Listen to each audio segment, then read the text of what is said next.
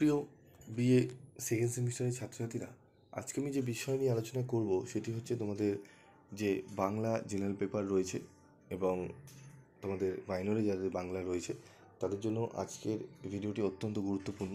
কারণ আজকের এই ভিডিওতে আমি তোমাদের যে দুটি প্রশ্নের উত্তর নিয়ে আলোচনা করব, অত্যন্ত গুরুত্বপূর্ণ, আসার সম্ভাবনা 100% রয়েছে। তো চলো দেখে নিই সেই প্রশ্ন দুটি কী এবং প্রশ্নের উত্তরই বা কী। তো দেখো, যে কোনো দুটি বিষয়ে উদাহরণসহ আলোচনা করো। প্রথম হচ্ছে অভিশ্রুতি, ঠিক আছে। তো অভিশ্রুতি টিকা দেখে নেবো আমরা।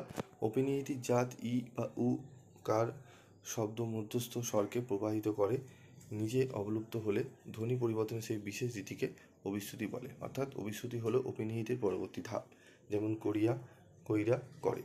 এখানে ই ধ্বনির লোপ ঘটেছে। রাতি, রাইত, রাত, এখানে ই ধ্বনির লোপ ঘটেছে। বৈশিষ্ট্য, অভিশ্রুতির বৈশিষ্ট্য হলো অপিনিহিতির জাত ই বা উ কার লোপ পায়। পশ্চিমবাংলায় রাঢ়ী উপভাষার অভিশ্রুতি লক্ষ্য করা যায়। অর্থাৎ আধুনিক বাংলা ভাষা উপভাষার উচ্চারণ বৈশিষ্ট্য। ই বা উ আকার লুপ্ত হয়ে পূর্ববর্তী স্বরকে দীর্ঘ করে। ঠিক আছে, এটা তোমাদের টিকা হিসাবে যদি আসে তোমরা এটুকু লিখতে পারো 5 নম্বরের জন্য। আরও যদি কয়েকটা বৈশিষ্ট্য দিতে পারো তো দিতে চাইলে দিতে পারো, তবে 5 নম্বরের জন্য এটা টু দি পয়েন্ট অ্যান্সার ঠিক আছে। ঠিক আছে।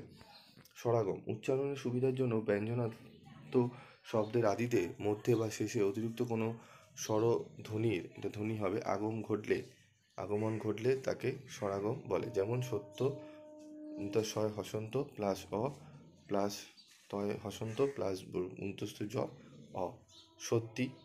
ঠিক আছে, শয় হসন্ত প্লাস অ, ঠিক আছে, তবে হস্যই। এখানে অতিরিক্ত স্বরধ্বনি ইয়ের আগমন ঘটায় স্বরাগম সৃষ্টি হয়েছে। প্রকারভেদ, স্বরাগম 3 প্রকারের হয়ে থাকে। আদি স্বরাগম, যেমন স্কুল থেকে স্কুল। মধ্য স্বরাগম, যেমন গামছা থেকে গামুছা। অন্ত স্বরাগম, যেমন দুধ থেকে দুধু। ঠিক আছে। তারপর দেখো, এখানে এই যে দুটো প্রশ্ন পড়লাম, এই দুটো প্রশ্নই কিন্তু অত্যন্ত গুরুত্বপূর্ণ। তোমাদের এই দুটো প্রশ্নের অ্যান্সার তোমরা একটু ভালো করে নিও।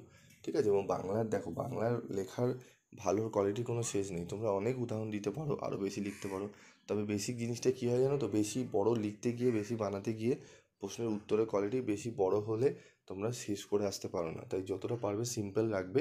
বাংলায় তুমি থিওরি পেপারে যতই ভালো লেখো বা যতই করো, তোমাকে কিন্তু ফুল মার্কস বাংলায় পাওয়া অসম্ভব ব্যাপার। ঠিক আছে। তোমরা ক্লাস 12-এ যারা পরীক্ষা দিয়েছো, কেউ ছায়া থেকে লিখে, কেউ সাতটা থেকে পড়েছে, আবার কেউ টেক্সট বই পড়ে নিজের ভাষায় বানিয়ে লিখে। তো টেক্সট বই পড়ে নিজের ভাষায় খুব সুন্দরভাবে লিখলে তারাও কিন্তু নাম্বার ভালো পায়। ঠিক আছে, তারাই ম্যাক্সিমাম নাম্বারটা বেশি পায়।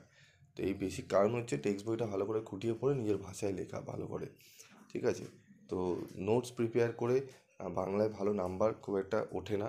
তবুও তোমাদের নোটস না থাকলে, তোমরা বই না থাকলে তোমরা পড়বে কোথা থেকে? কারণ তোমাদের তো 12-এর মতো ওরকম বই পাওয়া যায় না। তাই জন্যই তোমাদের কিন্তু আমাদের করে দিতে হয়।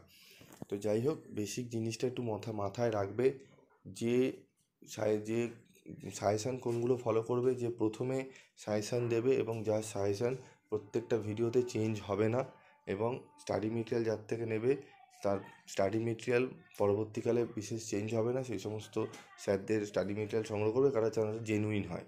তারা প্রথমে যেরকম বার করে সেরকমই থাকে। হ্যাঁ, 2-একটা কোশ্চেন হয়তো অ্যান্সার না থাকতে পারে, সেটা হয়তো টাইমের জন্য করা হয়নি, সেটা হতে পারে, কিন্তু কোশ্চেনের টোটাল ধারাই বদলে যাবে। ঠিক আছে। আমি প্রথমে দেবো 15 নম্বরের প্রথম চ্যাপ্টার থেকে 3টে প্রশ্ন, তারপর সেটা পরবর্তীকালে হয়ে যাবে অন্যের ভিডিও দেখে আরও 5টা প্রশ্ন অ্যাড হয়ে যাবে, বা আরও পুরো চেঞ্জই হয়ে যাবে, একের পর আমার নিজের সাজেশানই চেঞ্জ হয়ে যাবে। ঠিক আছে, তাহলে ওইটাকে নিজের সাজেশান বলে না, অন্যের থেকে টুকে করাই বলে।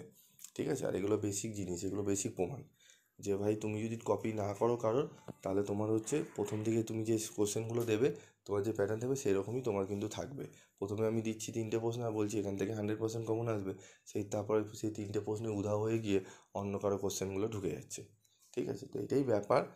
তো যাই হোক, তোমরা ভালো করে পরীক্ষা দিও। আর তোমাদের একটাই কথা বলবো, তোমাদের অনেক কিন্তু আমি ফ্রি অফ কস্টে করে দিয়েছি, তোমরা সেগুলো নিও। এবং অনেকে বলবে, এগুলো কাউন্টারে বলতে পারে আমার নোটস সেরা, আমার নোটস পয়সা, তাই জন্য টাকা দিয়ে কিনলে তোমার ভালো হবে। তো ফ্রি নোটস একবার নিয়েই দেখো না, পড়েই দেখো না। ঠিক আছে। নাম্বার পেলে তো তখন তো তোমার প্রণাম পেয়ে যাবে। তো নিয়ে দেখো, বুঝতে পারবে কোয়ালিটিটা কীরকম। আর পিভি স্টাডি ক্লাসে আমি বিগত 5 বছর ধরে ইউটিউবে ভিডিও করে আসছে, যারা গ্র্যাজুয়েশন কমপ্লিট করে তাদেরকে জিজ্ঞেস করো যে তারা পাস করেছে কিনা, তারা ভালো নাম্বার পেয়েছে কিনা। ঠিক আছে, গ্রুপ তো রয়েছে, তখনই বোঝা যায়। যাই হোক, আজকের মতো এইটুকুই।